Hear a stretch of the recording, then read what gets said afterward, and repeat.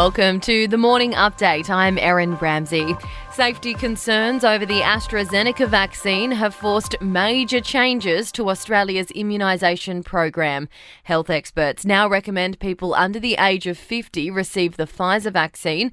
Prime Minister Scott Morrison says it follows research from Europe into possible links between the AstraZeneca vaccine and blood clots. This is not a directive. This is not an instruction. This is advice that is being provided to Australians and the broader medical community who are responsible for administering these vaccines. There'll now be changes to the vaccination program and timelines. Chief Medical Officer Professor Paul Kelly says there will be an exception. People that have had their first dose of the COVID-19 AstraZeneca without any serious adverse events can safely be given their second dose. This includes adults under the age of 50. The vaccine rollout will be discussed at today's National Cabinet meeting.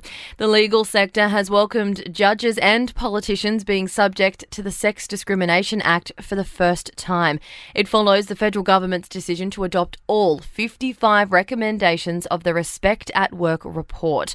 Dr. Jacoba Brash from the Law Council says the next steps will be critical. We'll be looking very carefully at what is proposed for, say, judicial officers, where there has to be judicial independence maintained. New South Wales Police have taken a statement from a former boyfriend of the woman who accused Federal Minister Christian Porter of rape.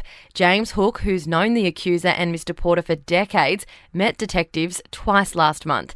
It's been revealed that the woman also asked police to interview her on Skype 2 months before she took her own life in June last year. US President Joe Biden has announced changes to gun laws as America deals with a surge in mass shootings. The focus is on reducing homemade weapons, shutting down trafficking of guns, and court orders to seize firearms. Mr Biden says 316 people are shot in the United States every day, and 106 of those are killed. Gun violence in this country is an epidemic, and it's an international embarrassment. And there is a warning today for parents not to let toddlers spend too long on smartphones or tablets.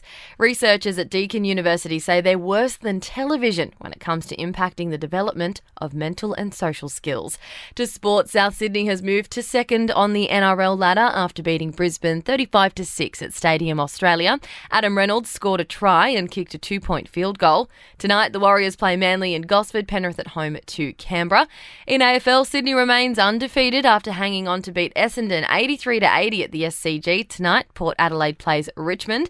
And there's one match in the A-League tonight. Macarthur FC up against Brisbane Roar.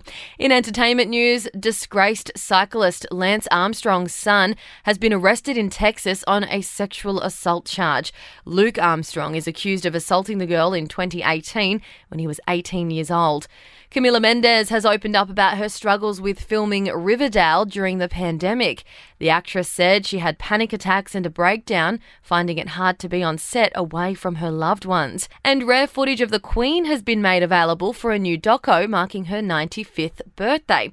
Much of it was captured during royal tours of Australia, New Zealand and Canada.